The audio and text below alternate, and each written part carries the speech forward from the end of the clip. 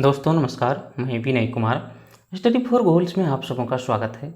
आज हम बात करेंगे जेएसएससी इंटरमीडिएट स्तर परीक्षा जो 2022 की होने वाली है, उसके खोरठा भाषा से संबंधित विषय में क्या क्या हम लोग को पढ़ना है और कौन कौन से बुक इसमें कारगर होंगे। तो चलिए इसके सिलेबस में दिए हुए कोर्स का डिटेल को हम जानते हैं। तो देखिए, इसमें हम लोग को गद्य भाग और पद्य भाग दो तरह के पुस्तक को पढ़ना है। आप अगर गद्य भाग का बात कर लें तो इसमें उपन्यास, नाटक और कहानी को पढ़ना पड़ता है, जबकि पद्य भाग में कविता यानी कि काव्य संग्रह का पुस्तक को पढ़ना पड़ता है। तो देखिए इसमें कौन कौन सी पुस्तक को लिखा गया है और लाया गया है। तो इसका पुस्तक का नाम है खोरठा गद्य पद्य संग्रह। पुस्तक का नाम इसमें क्या है? खोरठा गद्य पद्य संग्रह। एक एक करके हम आपको इसके बाद में पुस्तक को भी दिखाएंगे, उसका कवर पेज को भी दिखाएंगे और उसमें पढ़ने वाले टोटल कहानी और कविता के बारे में भी चर्चा करते चलेंगे हम। तो देखिए, सबसे पहले इस पुस्तक का नाम है खोरठा गद्य पद्य संग्रह और इस पुस्तक का प्रकाशक जो खोरठा साहित्य संस्कृत परिषद बोकारो है। उसके बाद आता है खोरठा निबंध जो डॉक्टर BN ओहदार के द्वारा लिखा गया है। इसमें टोटल 12 निबंध को लिखा गया है और 12 निबंध हम लोग को पढ़ना है इंटरमीडिएट स्तर के लिए भी। उसके बाद एक डाह नाटक है जो सुकुमार के द्वारा लिखा गया है। और उसके बाद हम फिर देखेंगे तो फरिश डहर एक कहानी संकलन का पुस्तक है जो पंचम महतो के द्वारा लिखा गया है। यानी बहुत सारे लेखकों का कहानी को एक ही पुस्तक में रख दिया गया है। उस पुस्तक का नाम है फरिश डहर जो कहानी संकलन यानी कहानियों के संग्रह का पुस्तक है और पंचम महतो के द्वारा संकलित किया गया है। अब आगे पद्य साहित्य का बात अगर हम करें तो जिससे कि हम आपको बताएं कि कविता पढ़ना होगा इसमें और काव्य संग्रह को, तो इसका पुस्तक है एक पथिया डोंगल महुआ जो संतोष कुमार महतो के द्वारा लिखा गया पुस्तक है। अब आपको हम इसका अगर शाब्दिक अर्थ में बात करें कि एक पथिया डोंगल महुआ का किताब जो है तो इसको भी हम लोग देखेंगे। और एक पथिया डोंगल महुआ का मतलब होता है, पथिया यानी होता है छोटी टोकरी और डोंगल माने यहाँ वहाँ से खोज के लाना, संग्रह करना। तो ये भी पुस्तक में इधर उधर से सबका कहानी कविता को ला के एक जगह शामिल कर दिया गया है, कहानी को नहीं बल्कि सिर्फ कविता को। तो एक पथिया डोंगल महुआ में हम लोग उसकी चीज़ों को पढ़ेंगे। फिर आगे आता है सौंध माटी। सौंध माटी जो है विनोद कुमार के द्वारा लिखा गया एक पुस्तक है जिसमें कितना 11 कहानी और 31 कविता है इस पुस्तक में। लेकिन हम नहीं 10 कहानी और 31 कविता है, जबकि हम लोग को सिर्फ इसमें 31 कविता को पढ़ना है, इसमें कहानी को नहीं पढ़ना है। अब आगे हम आके देखेंगे कविता दूसरा भाग जो डी डाक ढोवानी, ये बंसीलाल बंसी के द्वारा लिखा गया पुस्तक है।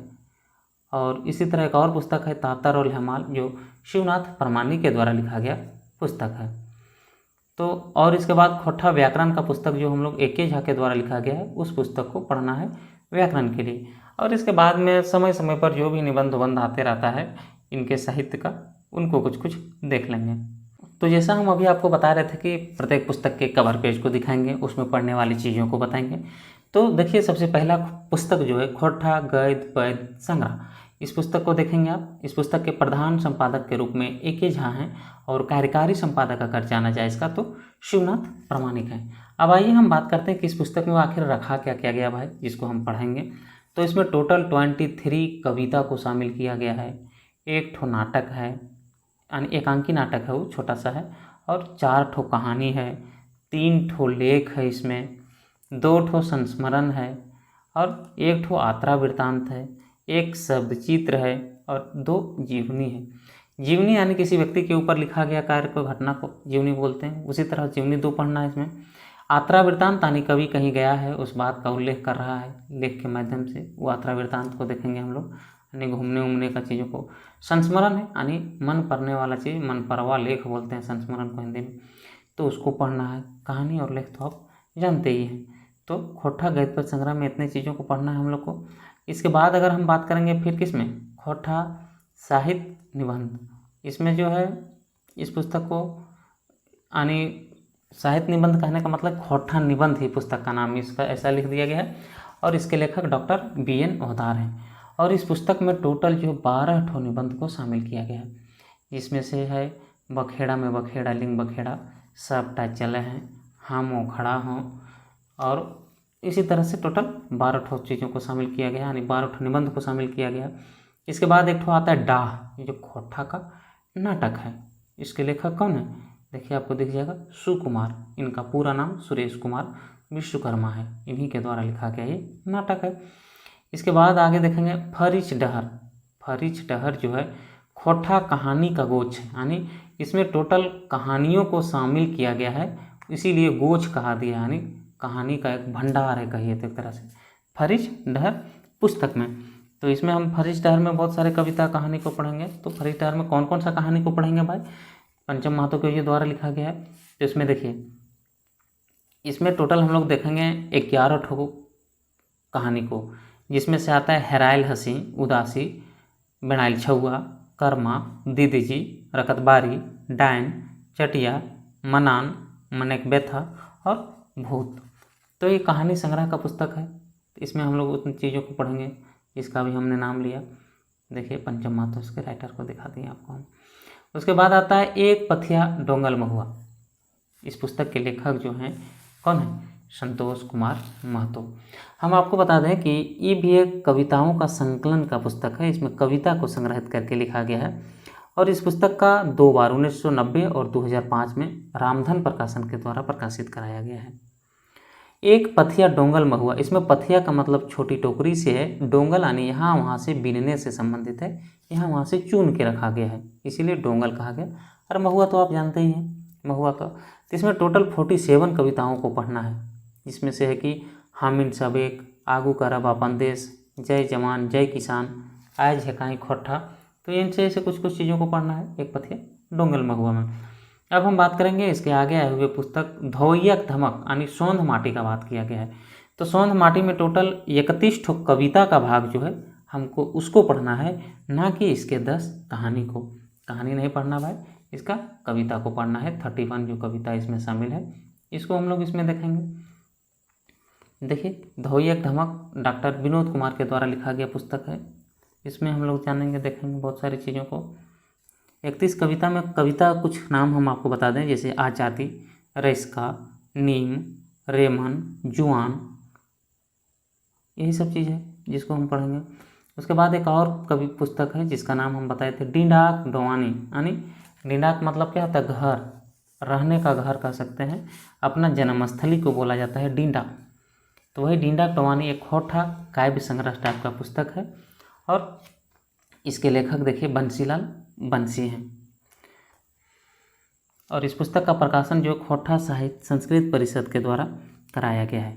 इस पुस्तक का प्रकाशन जो है 1992 में कराया गया है और इसमें अपने जन्म स्थली, अपने गिरह बोल सकते हैं आप, जन्म स्थान का रुंदना यानी वहाँ की दुर्दशा के बारे में चर्चा किया गया है। यह एक प्रबंध काव्य टाइप का पुस्तक है।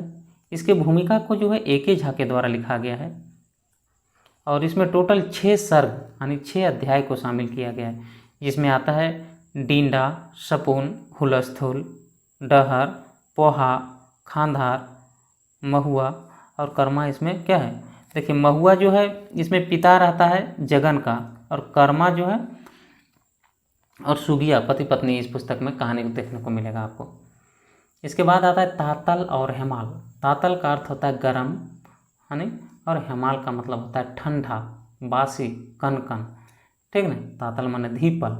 ये भी खोटा कविताओं का संकलन किया हुआ एक पुस्तक है। इसमें बहुत सारे कविता को रखा गया है।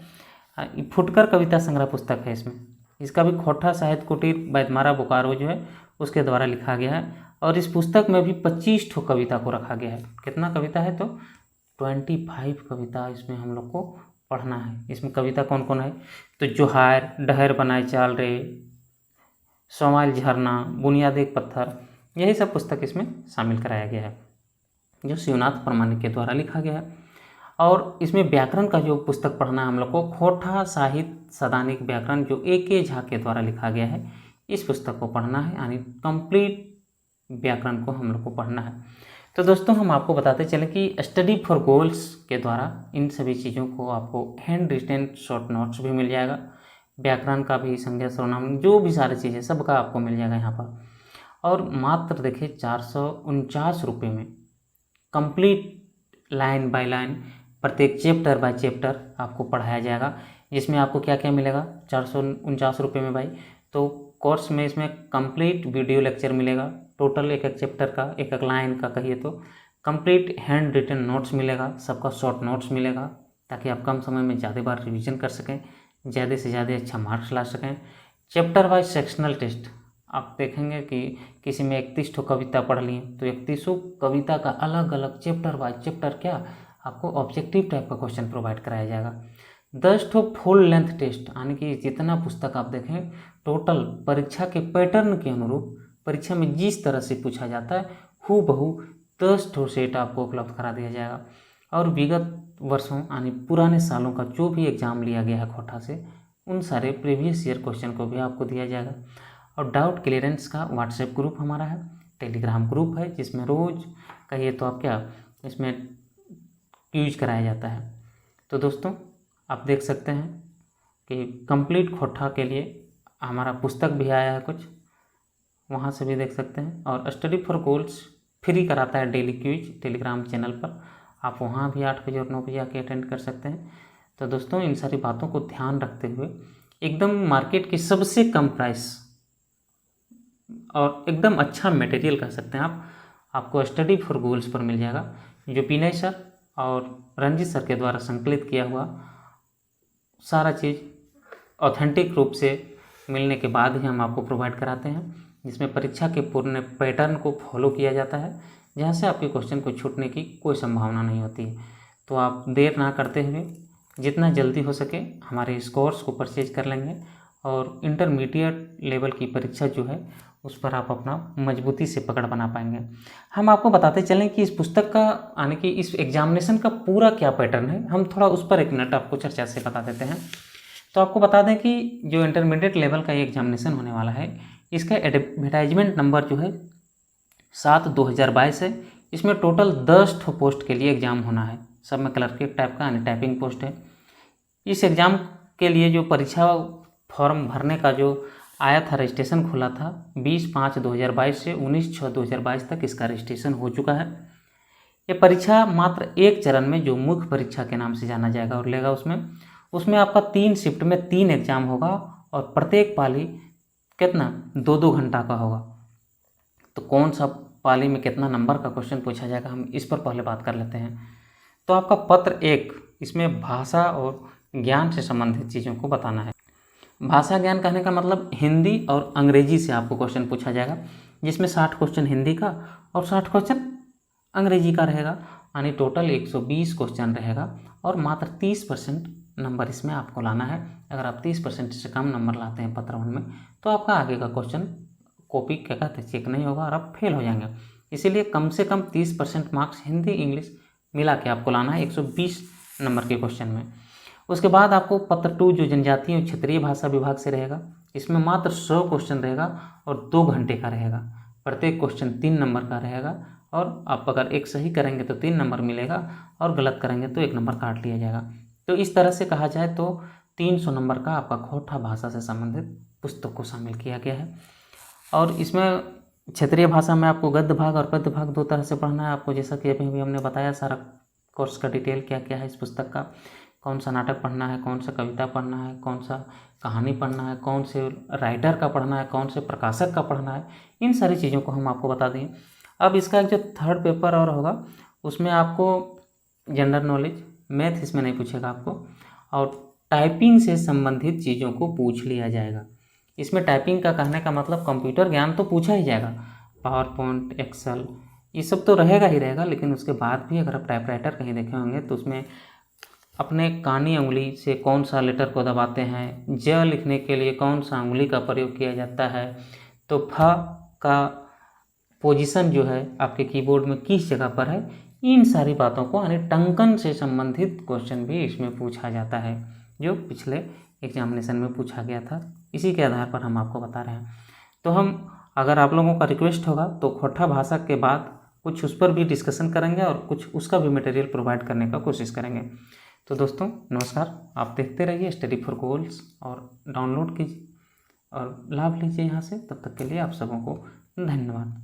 कोई भी सपना साकार करने के लिए सबसे जरूरी है सही कोच का होना। चुनिए स्टडी फॉर गोल्स को और करें अपने JPSC एंड JSSC एग्जाम्स का सपना साकार। Download the app now.